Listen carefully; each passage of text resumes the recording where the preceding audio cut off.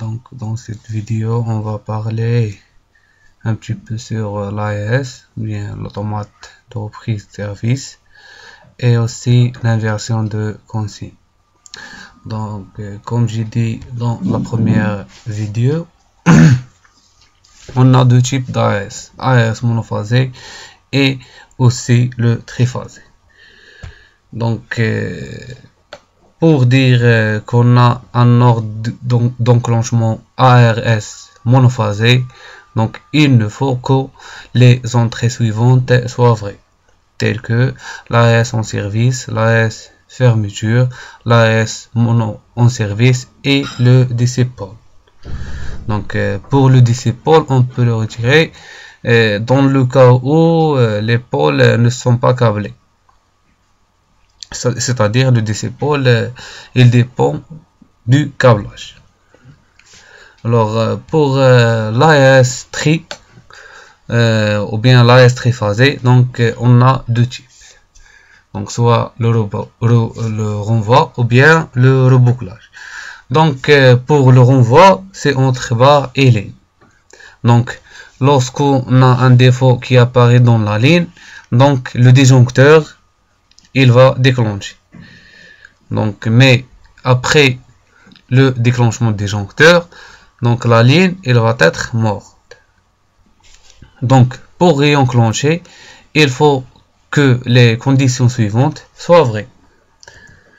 Donc telles que la barre vive, parce qu'il est toujours sous tension ou bien en service. Donc la ligne est morte parce que le disjoncteur il a déclenché. BL, c'est une consigne doit être donnée par le chef de poste. L'AES en service, l'AES tri en service et aussi l'AES fermeture. Alors pour le deuxième cas, c'est le rebouclage. Pour le rebouclage, c'est un cas de, comme vous voyez dans le schéma, c'est on a barre, ligne, barre.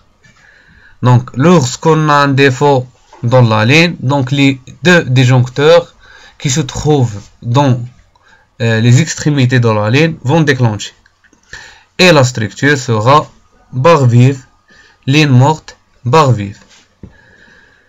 Puis la fonction de le réenclencheur doit fonctionner, mais suivant les conditions suivantes. Supposons que le temps de traitement de défaut des premiers disjoncteurs est inférieur à celui des deuxièmes disjoncteurs. Donc physiquement, un disjoncteur va se fermer le premier. Et dans ce cas, la structure sera barre vive, ligne vive et barre vive. Mais avec un disjoncteur qui est toujours ouvert. Donc dans cette phase, pour réenclencher, les conditions suivantes doivent être vraies, telles que la barre vive, ligne vive, rebouclage, ARS en service, ARS tri en service, ARS fermeture, et aussi on voit le synchro OK qui apparaît. Donc le synchro OK il est représenté par la fonction bien la F25 dans la liste des codes NZ. Donc son rôle c'est le contrôle d'autorisation de couplage de deux parties de réseau qui sont en service ou bien sous tension. Donc ici pour coupler deux réseaux en service ou bien qui sont en tension, sous tension, il faut que la tolérance entre deux points de vue tension ou bien amplitude de tension, donc la tolérance ne doit pas dépasser plus ou moins 12 volts entre les deux amplitudes des parties. Et le déphasage aussi, il ne doit pas dépasser plus ou moins 20 degrés. Et aussi la fréquence plus ou moins 0,1 Hz. Passons maintenant aux inversions de consigne.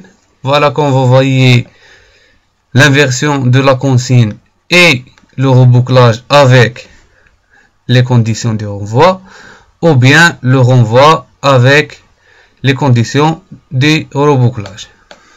Donc, on aura un petit changement dans le schéma logique. Voilà pour le premier cas.